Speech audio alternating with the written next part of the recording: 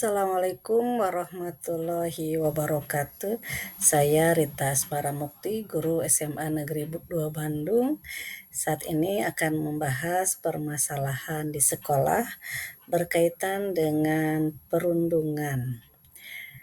Deskripsi permasalahan yang terjadi, peristiwa perundungan ini terjadi saat pembelajaran di mana ada siswa yang tidak dapat kelompok belajar karena tidak ada satupun yang mau menerima siswa ini dalam kelompoknya. Ada juga siswa, terkadang juga siswa ini duduk menyendiri, kadang-kadang di depan guru atau bahkan seringnya mojok di belakang. Kemudian siswa yang bersangkutan juga tidak ada yang menemani saat istirahat. Kemudian tidak ada juga teman dalam berbagi tugas. Perundungan juga dapat terjadi di luar kelas, seperti tidak boleh ke kantin atau ke toilet yang biasa digunakan oleh kakak kelas. Kemudian akar permasalahan. Perlu kita ketahui ada beberapa bentuk perundungan. Di antaranya adalah perundungan fisik atau bullying. Penindakan fisik ini merupakan jenis bullying yang paling sering nampak dan dapat diidentifikasi karena di antara bentuk-bentuk penindasannya ini terlihat secara fisik. Misalnya bagaimana siswa yang mendapatkan penindasan secara fisik itu dipukul, cekik, menyikut, meninju, menendang, menggigit, meniting, mencakar, serta bisa meludahi siswa.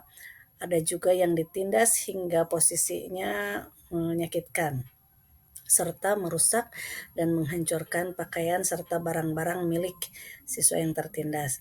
Nah, semakin kuat dan semakin dewasa sang penindas, semakin berbahaya. Jenis serangan ini bahkan walaupun tidak dimaksudkan untuk mencederai, bisa saja sangat serius gitu. Kemudian yang kedua adalah perundungan secara verbal. Nah, kekerasan verbal adalah bentuk penindasan yang paling umum digunakan baik oleh anak perempuan maupun anak laki-laki. Kekerasan verbal ini mudah dilakukan dan dapat dibisikkan di hadapan orang dewasa serta teman sebaya tanpa terdeteksi.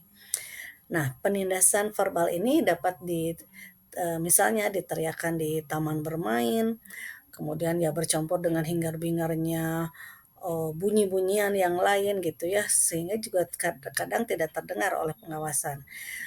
Biasanya diabaikan karena hanya dianggap sebagai dialog saja yang tidak simpati gitu ya kepada teman sebayanya. Penindasan verbal ini dapat merupakan bentuk julukan nama misalnya ya, celaan, fitnah, kritik, penghinaan, pernyataan-pernyataan nuansa ajakan seksual atau pelecehan seksual. Selain itu penindasan verbal dapat berupa perampasan uang atau barang-barang, telepon yang kasar, email yang mengintimidasi, surat-surat kaleng yang berisi ancaman kekerasan, tuduhan-tuduhan yang tidak benar, kasak-kusuk yang keji, serta juga gosip ya. Kemudian yang ketiga adalah bullying relasional. Nah, jenis ini paling sulit dideteksi dari luar karena penindasan relasional ini adalah pelemahan harga diri si korban. Penindasannya secara sistematis melalui pengabaian ya, sering diabaikan, dikucilkan, kepengecualian atau penghindaran. Nah, penghindaran adalah suatu tindakan penyingkiran sebetulnya. Adalah penindasan yang sebetulnya cukup kuat ini. Nah, anak yang diguncingkan mungkin akan tidak mendengar gosip itu, namun tetap akan mengalami efeknya. Penindasan relasional dapat digunakan untuk mengasingkan atau menolak seorang teman atau dengan secara sengaja ditujukan untuk merusak persahabatan.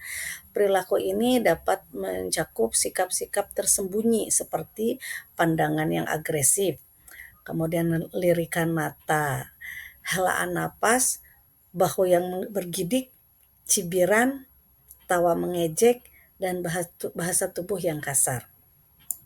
Nah, berikutnya adalah cyberbullying. Ini adalah bentuk bullying yang terbaru karena semakin berkembangnya teknologi, internet, dan media sosial. Pada intinya adalah korban terus-menerus mendapatkan pesan negatif dari pelaku bullying, baik dari SMS, pesan di internet, dan media sosial lainnya. Nah, bentuknya seperti mengirim pesan yang menyakitkan atau menggunakan gambar, meninggalkan pesan voicemail yang kejam, menelepon terus-menerus tanpa hentian pun tidak mengatakan apa-apa atau silent calls, membuat website yang memalukan bagi si korban. Si korban menghindar atau dijauhi dari chat roomnya dan lain sebagainya. Ada juga happy sleeping, yaitu video yang berisi di mana si korban dipermalukan. Nah, bagaimana alternatif permasalahan atau alternatif solusi? Beberapa cara yang bisa dilakukan untuk mengatasi perundungan diantaranya adalah mendeteksi tindakan bullying ini secara dini. Kita bisa melihat, apabila hal-hal yang mencurigakan seperti yang dipaparkan tadi, kita bisa terlihat ini, secara dini. Kemudian memberikan sosialisasi terkait, bullying ini. Kita informasikan hal-hal yang barusan dibahas, berkaitan dengan bentuk-bentuk bullying ini. Kemudian kita juga memberikan dukungan pada korban, korban yang menjadi, korban dari bullying itu sendiri. Kemudian membuat peraturan yang tegas tentang bullying, bahwa ini hal yang tidak boleh. Kemudian memberikan teladan atau contoh yang baik.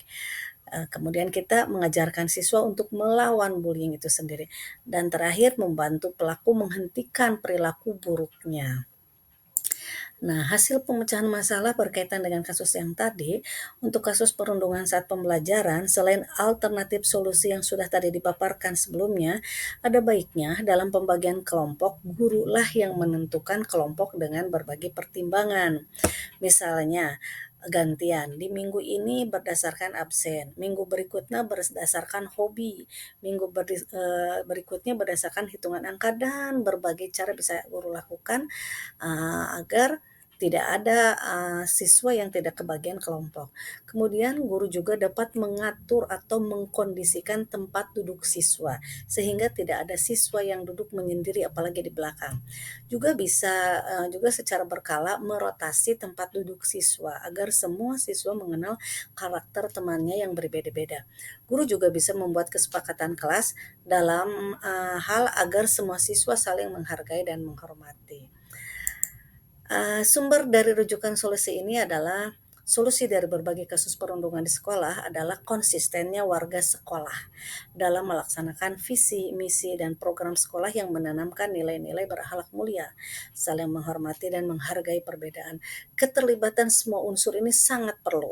Guru, siswa, orang tua, lingkungan belajar yang nyaman, lingkungan rumah, lingkungan pertemanan, dan lingkungan sekolah yang mendukung terwujudnya sekolah ramah anak. Beberapa di antaranya adalah sumber rujukan seperti itu. Terima kasih. Assalamualaikum warahmatullahi wabarakatuh.